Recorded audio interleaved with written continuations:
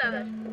Second. I basically came first. No, yes, I did come. I've known Charlie for about 14 years now. Charlie is a very thoughtful, very caring, and a very confident person. He is the funniest person I've ever had the pleasure to be able to call my best friend. He's helped me through so much throughout my life that if it wasn't for him, I wouldn't know what I'd be doing right now.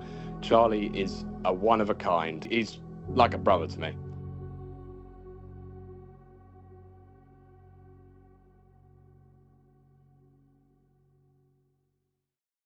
Well, I've not been diagnosed with depression or anxiety, but I feel like I carry a lot of traits of it. I feel like I first discovered that I was sort of dealing with it a lot throughout lockdown, because lockdown was quite a difficult time for me, as it was for other people as well.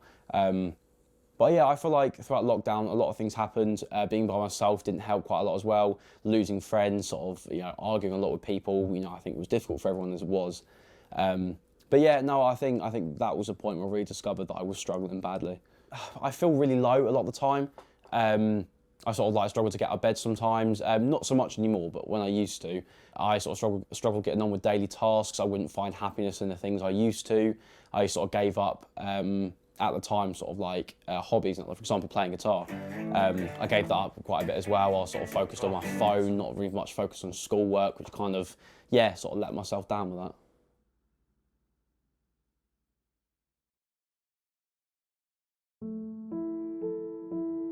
Throughout the early years of when we knew each other, we were still best friends, but we never really spoke in detail about our mental health problems or any problems that were affecting us. It was only until probably after secondary school, when we just started having a drink, I went round his house, we started opening up a bit more, and I realised then that he's not being as open as he can be. And I don't think that's against me or anything. I think that is because he struggled to open up.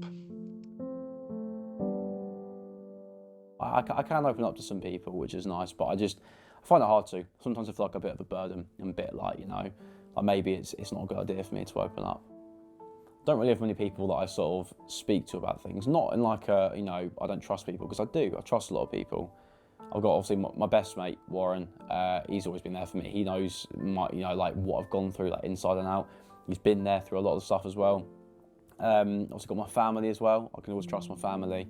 But sometimes it's hard to open up about how you're feeling to your family, just because I guess it's like a feeling of, I don't know, you feel like maybe you're going to let them down, sort of how you're feeling by what you've gone through.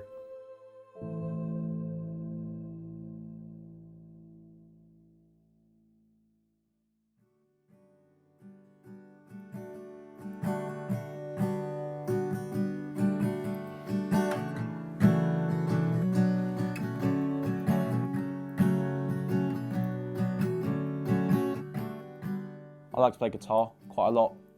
That really helps me. That really helps me with. So I think just putting my focus into something else. I've got a passion for music as well, so it's quite nice to be able to play guitar and either make things up or sort of learn some of my favourite songs, which is good. I like building Lego as well. That always brings me peace. It kind of reminds me of being like a child again as well. So I think it's quite nice to just sit there and just build, especially Star Wars Lego, it's my favourite, just to sit there and just build Lego and sort of just have fun with it and just not worry about anything else. I like to go out with friends a lot as well. I like to go out and occupy myself. If I'm not doing anything and I'm just sort of sitting in my bed or doing nothing, it's quite depressing. So I like to go out, I like to go and socialise, talk with people, even working, obviously, sort of just doing anything to get me out of the house and to sort of just keep me active and keep my mind occupied.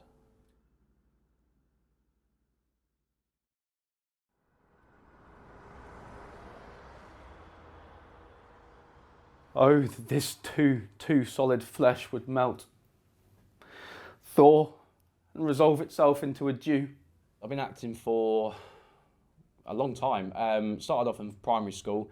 I've been acting through the plays and that, playing Joseph in the Christmas plays and stuff like that.